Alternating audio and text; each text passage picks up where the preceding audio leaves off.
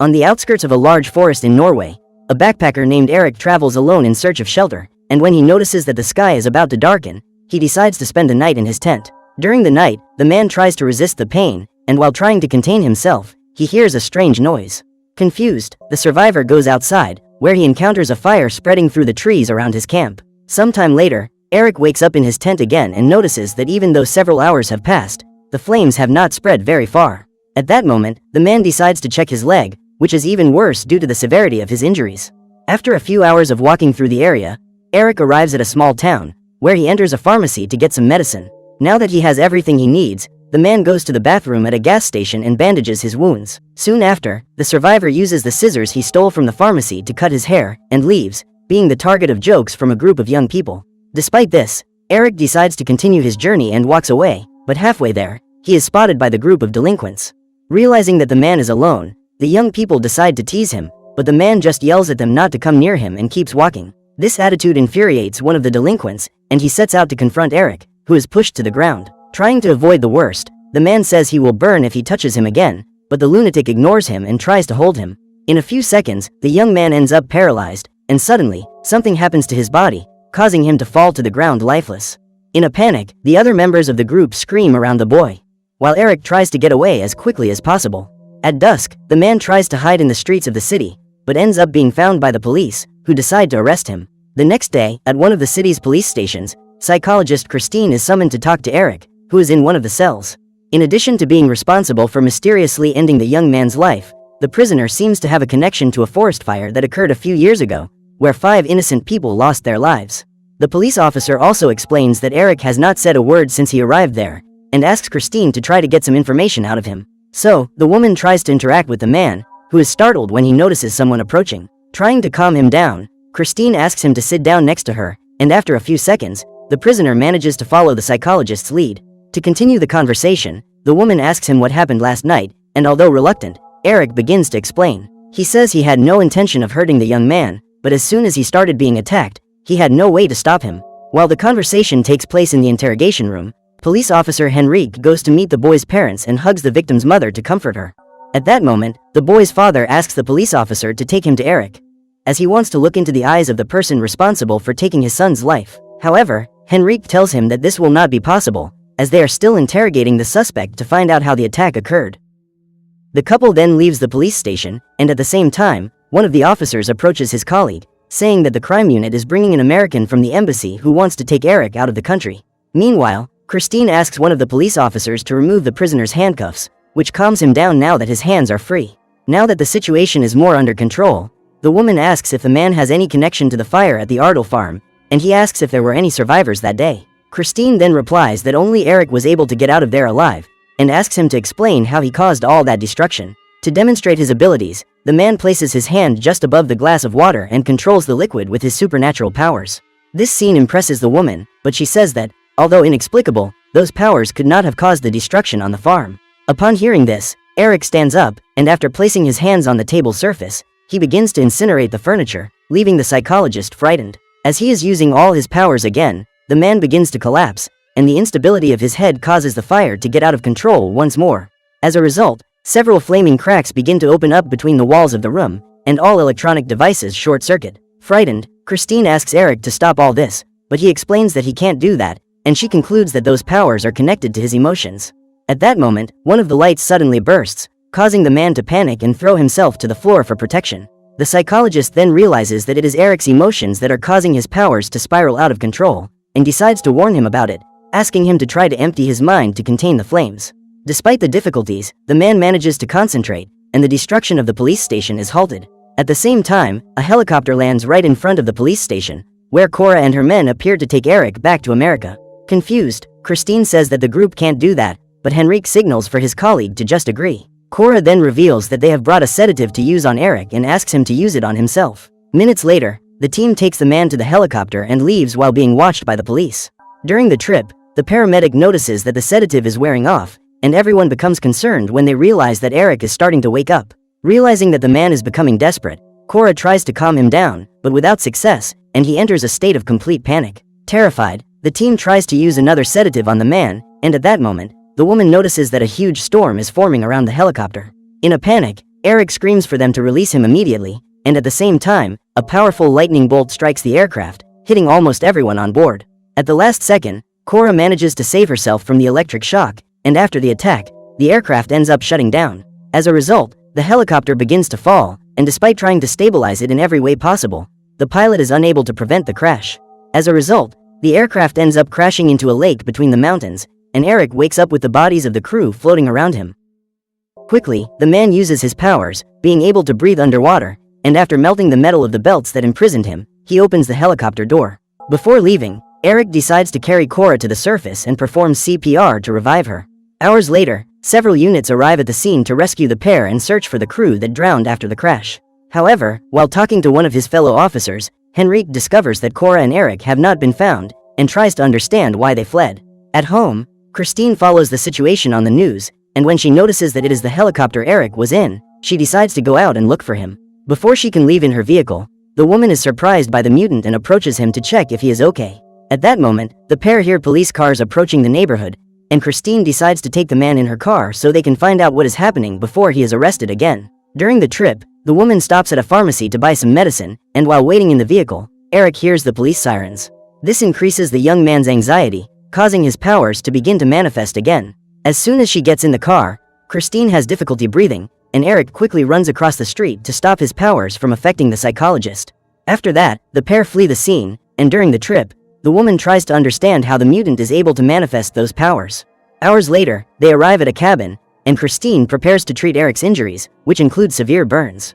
Realizing that the psychologist is about to touch him, the man asks her not to do so, as he does not want to hurt her. So Eric starts dressing his own wounds, and sometime later, Christine receives a call from her friend, who scolds her for helping a criminal. In addition, the woman asks the psychologist to take the man back to the police.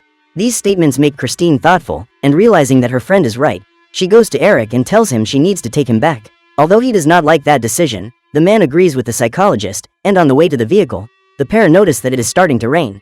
Before getting into the car, Eric calls out to Christine, who turns to hug him. Thanks to this, a kind of air bubble appears around the pair, preventing them from getting wet. Eric explains that he didn't want the rain to get his friend wet, and realizing that the man is not a bad person, Christine gives up on taking him back. The woman says she no longer wants to leave, and together they drive toward the farm while listening to the news on the car radio. Hours later, the fugitives cross a ferry, and when Christine notices that her cell phone is receiving another call, she gets angry and throws the device into the water. Later, the woman stops at a convenience store to buy some food, but when she realizes that the news is showing their faces, she decides to leave. However, before they can leave, she realizes that Eric is no longer in the vehicle and runs to find him. As soon as she finds her friend paralyzed in the middle of the parking lot, Christine tries to get his attention, saying they need to leave immediately. So, the pair quickly leave the gas station, without even noticing that they have been spotted by one of the drivers. During the trip, Eric explains that he is having some hallucinations, where he sees nothing but an open, empty field, along with a sky with a different color. In addition, the man says that his senses seem to be even more sensitive in this alternate plane, causing him to feel much more heat and cold than normal. At that moment, Christine hears a police car approaching, and quickly accelerates in search of a place to hide. Realizing that one of the bridges has been blocked by the authorities, the psychologist decides to take another route, but in doing so, she encounters a huge truck. In a hurry, Christine tries to overtake the vehicle, but in doing so, they are surprised by another car, forcing the woman to maneuver to prevent an accident. Thanks to the chaos of that situation, Eric ends up getting scared, causing his powers to spiral out of control, and the vehicle to be electrocuted. This electric shock destroys all parts of the car, and upon seeing the fugitives leaving the vehicle, the truck driver runs to ask if they are okay. Without wasting any time, Christine lies, saying that Eric is her boyfriend and that he is extremely ill, so he needs to be taken to the hospital immediately. Although reluctant, the man decides to give the pair a ride, and minutes later, Henrique arrives at the scene of the accident with Cora. The woman explains that they must prevent Eric from crossing the bridge, even if they have to be aggressive to stop him. After passing through a long tunnel, the fugitives finally reach the bridge, where several police cars begin to block the entrances and exits. Noticing that Eric is restless, the truck driver asks if the ambush is meant for him, but the young man remains completely silent, and the driver decides to leave his vehicle.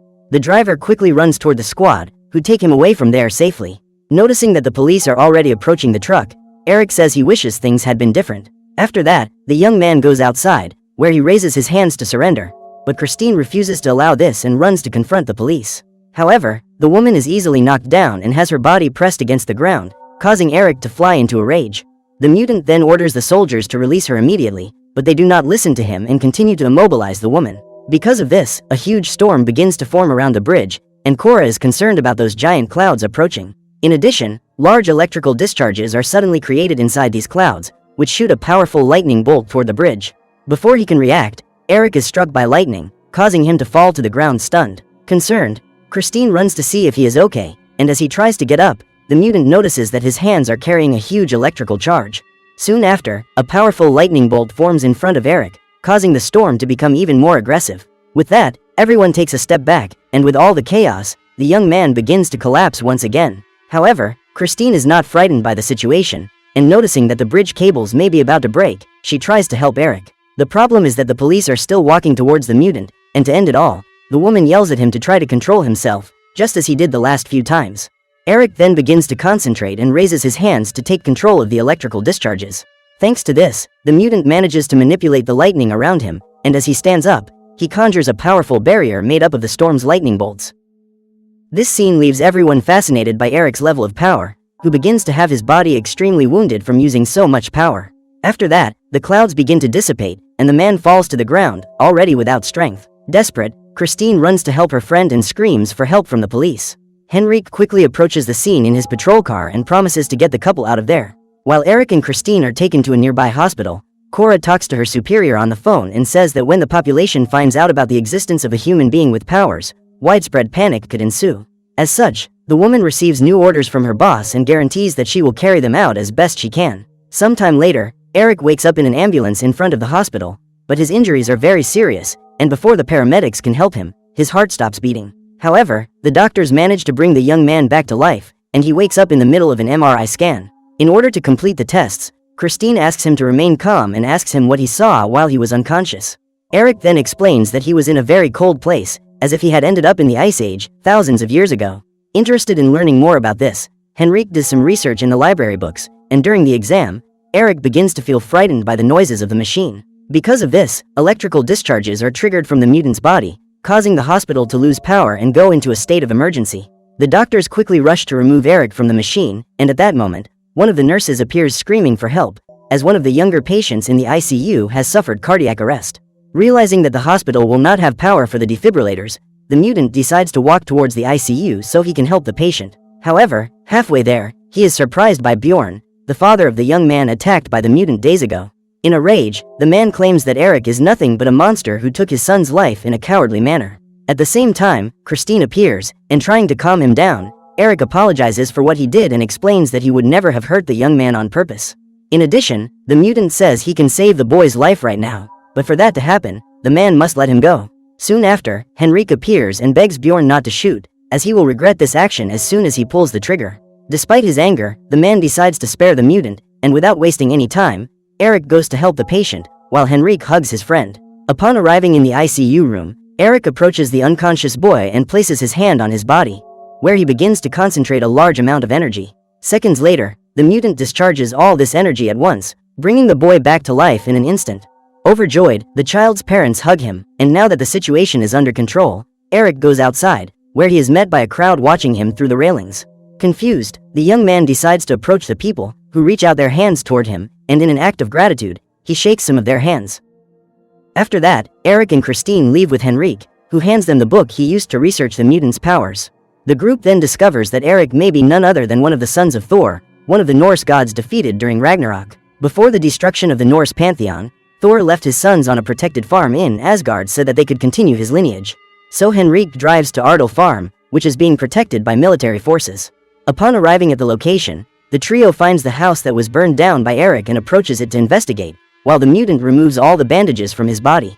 As soon as he enters the destroyed house, the man ends up with his body pinned to the floor and screams for his friends to help him get out of there. Quickly, the pair pulls Eric away, and as he approaches, Henrique finds a kind of trapdoor with Nordic runes and decides to investigate it. Minutes later, a large military squad begins to surround the farm, and several snipers take up positions to try to eliminate the target if the situation gets out of control. While Eric and Christine wait outside, Henrique gets help from an excavator to open the trapdoor.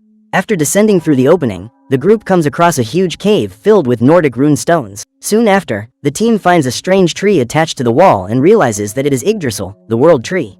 At that moment, the group finds a large dusty crate and decides to let Eric climb down to it. Henrique then explains that his friend will have the help of the diggers when he wants to open the old chest, but asks him to warn them before using his powers, so that no one gets hurt. After analyzing Yggdrasil for some time, Eric goes to the crate and asks the men to open it with their tools. Upon doing so, the young man comes across a kind of ancient net, and when he removes it, he finds a leather glove, along with a belt. Believing that there may be more things inside, Eric removes the rest of the dust, revealing a hammer that was hidden beneath all the other objects. Curious to know what those items are capable of, the young man puts them on his body, and as soon as he comes into contact with the mutant, the hammer Mjolnir creates a storm in the skies, which strikes him with lightning. However, the electrical discharge does not affect Eric, as he is being protected by his weapon. Concerned, Christine asks him to return to the surface, and when they encounter the young man holding Mjolnir, people approach to observe him. When they meet again, the couple rushes to embrace each other, but Cora refuses to let Eric go free and orders her soldiers to shoot. However, Christine is the one who ends up being hit, causing the woman to be eliminated right in front of Eric, who begins to scream desperately. Enraged, Thor's son conjures a gigantic storm that protects him from the shots while he uses Mjolnir to conjure powerful lightning bolts. Thanks to this, dozens of people are instantly eliminated, and in a final attack, Eric conjures a dome of lightning that destroys everything for miles around. Whether Thor's son escaped that ambush and got his revenge against humanity remains a mystery. So what did you think of this movie? Leave it in the comments below. And if you liked the video, like and subscribe.